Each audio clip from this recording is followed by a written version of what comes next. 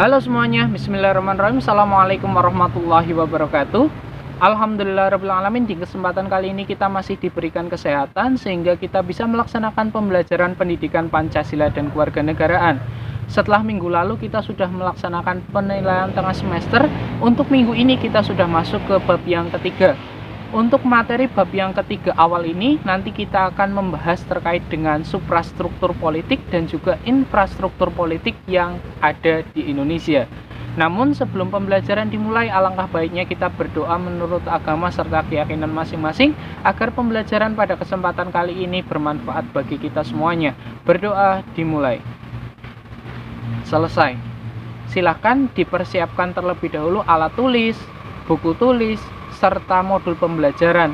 Garis bawahi atau tandai sesuatu yang menurut kalian penting, catat yang menurut kalian penting, serta nanti apabila ada yang kurang paham bisa ditanyakan ke saya. Langsung saja kita mulai pembelajaran untuk materi kali ini. Seperti tadi saya sudah katakan, untuk kali ini nanti kita akan belajar mengenai suprastruktur dan juga infrastruktur politik yang ada di Indonesia. Pada bab ini, kalian akan diajak untuk belajar terkait dengan kewenangan lembaga-lembaga negara berdasarkan Undang-Undang Dasar Negara Kesatuan Republik Indonesia tahun 1945. Dan setelah mempelajari bab ini, saya harapkan kalian mampu menganalisis kewenangan lembaga-lembaga negara, terutama lembaga-lembaga negara yang ada di Indonesia. Sebelum belajar mengenai suprastruktur dan infrastruktur politik, kalian harus paham terlebih dahulu apa itu sistem politik. Kita pelajari dulu pengertian sistem. Yang pertama, menurut Pamuji, sistem adalah suatu kebulatan atau keseluruhan yang kompleks atau terorganisir, suatu himpunan atau perpaduan hal-hal atau bagian-bagian yang membentuk suatu kebulatan atau keseluruhan yang kompleks dan utuh.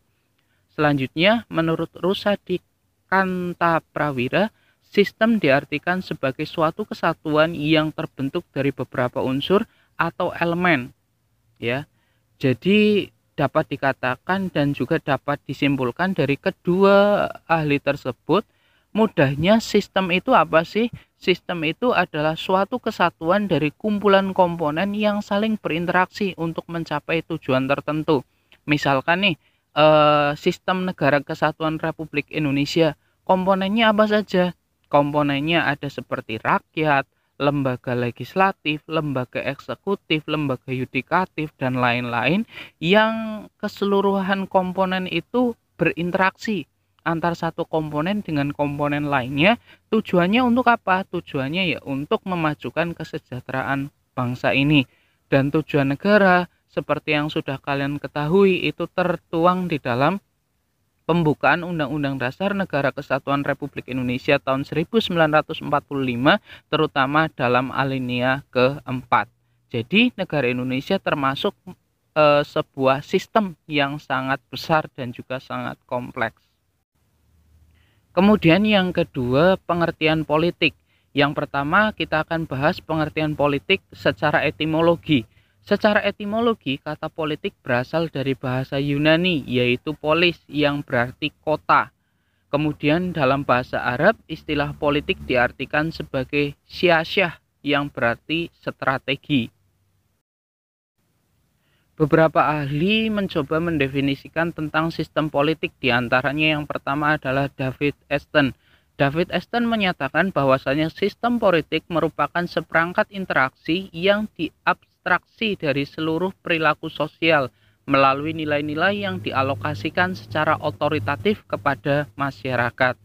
Sementara yang kedua ada Robert A. Dahl menyimpulkan bahwasanya sistem politik mencakup dua hal, yaitu pola yang tetap dari hubungan antar manusia, kemudian melibatkan sesuatu yang luas tentang kekuasaan, aturan, dan kewenangan.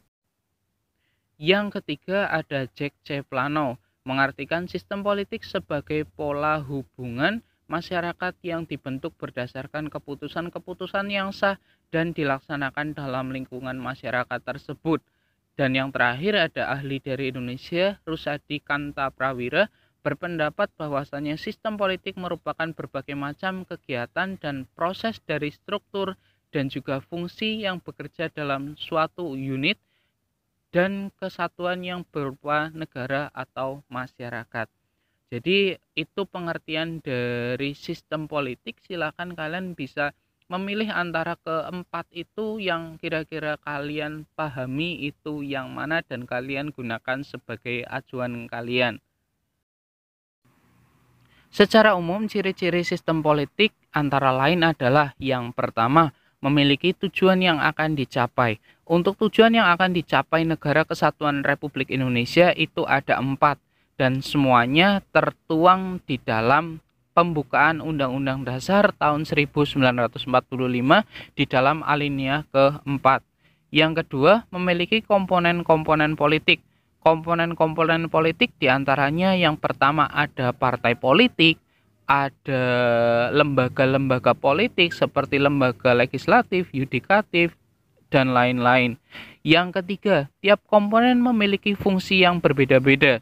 Seperti yang kalian pelajari kemarin di bab yang pertama, fungsi dari lembaga-lembaga negara itu berbeda-beda. Ada yang berfungsi sebagai lembaga yang membuat undang-undang, mengawasi undang-undang, ataupun yang melaksanakan undang-undang. Yang keempat, adanya interaksi antara komponen satu dengan komponen yang lainnya. Yang kelima, adanya mekanisme kerja, pengaturan struktur kerja dalam sistem politik. Yang keenam, adanya kekuasaan untuk mengatur komponen dalam sistem, baik dari dalam maupun dari luar sistem tersebut. Untuk kekuasaan ini di Indonesia dipegang oleh seorang presiden dan dibantu oleh seorang wakil presiden. Dan yang terakhir, ciri-ciri sistem politik adalah adanya kebudayaan politik. Kebudayaan politik di Indonesia itu apa? Kebudayaan politik di Indonesia adalah kebudayaan musyawarah dan juga kebudayaan gotong royong yang selalu kita terapkan di lingkungan bermasyarakat dan juga bernegara. Kemudian ada 4 ciri khas dari sistem politik yang membedakan dengan sistem sosial yang lainnya. Yang pertama, daya jangkaunya universal. Maksudnya adalah daya jangkaunya luas, meliputi seluruh masyarakat dan seluruh rakyat yang ada di negara tersebut. Yang kedua, adanya kontrol yang bersifat mutlak terhadap pemakaian kekerasan fisik. Yang ketiga, hak membuat keputusan-keputusan yang mengikat dan diterima secara sah. Dan yang terakhir adalah keputusan bersifat otoritatif, artinya mempunyai kekuatan legalitas dan juga kerelaan yang besar. Sehingga mau tidak mau seluruh warga negara itu wajib mengikuti keputusan-keputusan yang dibuat oleh pemerintah. Nah, setelah mempelajari terkait dengan sistem politik, maka kita mulai masuk ke pengertian dari suprastruktur politik. Suprastruktur politik pada hakikatnya adalah mesin politik yang keberadaannya resmi di dalam suatu negara. Suprastruktur politik ini merupakan penggerak politik yang bersifat formal. Dalam artian lain, suprastruktur politik adalah gambaran pemerintahan secara luas yang terdiri dari lembaga-lembaga pemerintahan negara. Berikut kita bahas contoh lembaga yang masuk ke dalam suprastruktur politik. Ya, itu merupakan lembaga-lembaga negara yang merupakan bagian dari suprastruktur politik. Di antaranya adalah MPR, DPR, DPD, Presiden, BPK, MA, MKKY, dan yang lain-lain. Untuk lebih jelasnya terkait dengan tugas-tugas lembaga negara tersebut, kita akan bahas pada pertemuan yang akan datang. Kemudian ada infrastruktur politik. Infrastruktur politik adalah kelompok-kelompok kekuatan politik dalam masyarakat yang turut berpartisipasi secara aktif. Kelompok-kelompok tersebut dapat berperan menjadi pelaku politik tidak formal untuk turut serta dalam membentuk kebijaksanaan negara. Secara umum, infrastruktur politik nanti kita akan bahas ada 4 elemen. Yang pertama adalah partai politik, yang kedua adalah kelompok kepentingan atau interest group, yang ketiga adalah kelompok penekan atau pressure group, dan yang terakhir adalah media komunikasi politik. Pertama, kita akan bahas terlebih dahulu partai politik. Partai politik yaitu organisasi politik yang dibentuk oleh sekelompok warga negara Indonesia secara sukarela atas dasar persamaan kehendak dan juga cita-cita untuk memperjuangkan kepentingan anggota, masyarakat, bangsa, dan negara melalui pemilihan umum. Pendirian partai politik biasanya didorong adanya persamaan kepentingan, persamaan cita-cita, dan juga persamaan keyakinan keagamaan. Itu kalau kalian perhatikan di atas merupakan beberapa partai politik yang ikut serta dalam kontestasi pemilihan umum pada tahun 2019 kemarin. Dan sepertinya kalian juga sudah familiar dengan beberapa partai-partai tersebut. Yang kedua adalah kelompok kepentingan atau interest group, yaitu kelompok yang mempunyai kepentingan terhadap kebijakan politik negara. Kelompok kepentingan bisa menghimpun atau mengeluarkan dana dan tenaganya untuk melaksanakan tindakan-tindakan politik yang biasanya berada di luar tugas partai politik.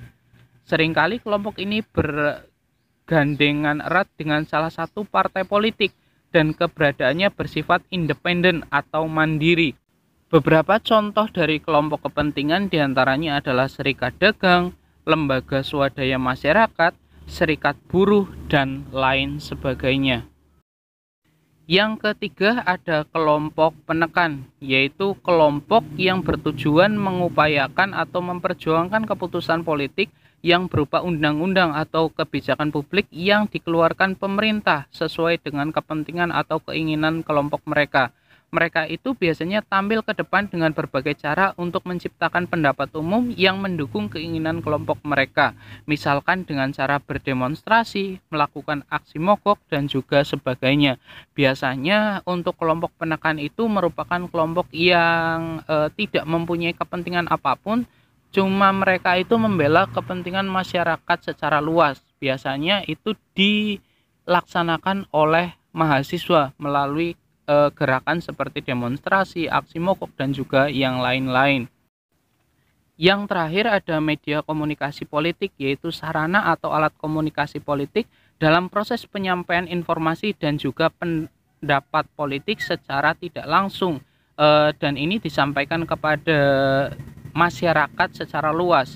Contoh untuk media komunikasi politik misalkan seperti koran, majalah, buletin, brosur, tabloid, televisi, radio, internet, dan bahkan sekarang internet menjadi ladang utama dari komunikasi politik yang ada di Indonesia. Apabila kita rangkum pembelajaran pada kesempatan kali ini, yang pertama sistem politik terdiri dari dua unsur. Yang pertama adalah suprastruktur politik dan juga yang kedua infrastruktur politik. Suprastruktur politik berisi lembaga-lembaga kekuasaan dalam negara yang bersumber dalam konstitusi negara. Contohnya ada DPR, DPD, MPR, Presiden, dan lain-lain. Yang kedua, infrastruktur politik terdiri dari partai politik, kelompok penekan, kelompok kepentingan, media komunikasi politik. Untuk tugas kali ini silakan kalian kerjakan penugasan 3.1 yang ada di modul kalian. Sekali lagi untuk penugasan silakan dikerjakan tugas 3.1 yaitu peran lembaga-lembaga infrastruktur politik seperti partai politik, kelompok penekan, kelompok kepentingan, dan juga media komunikasi politik. Baik, itu saja materi yang kita pelajari pada kesempatan kali ini. Semoga bermanfaat bagi kita semuanya. Jangan lupa untuk penugasan silakan dikirimkan melalui forum Google Classroom masing-masing. Dan sebelum kita akhiri pembelajaran pada kesempatan kali ini, marilah kita berdoa menurut agama serta keyakinan masing-masing. Berdoa dimulai. Selesai. Sampai bertemu lagi di minggu yang akan datang. Jangan lupa jaga kesehatan, pakai masker apabila keluar rumah, dan juga tetap semangat dalam belajar. Billahi taufik wal hidayah. Wassalamualaikum warahmatullahi wabarakatuh.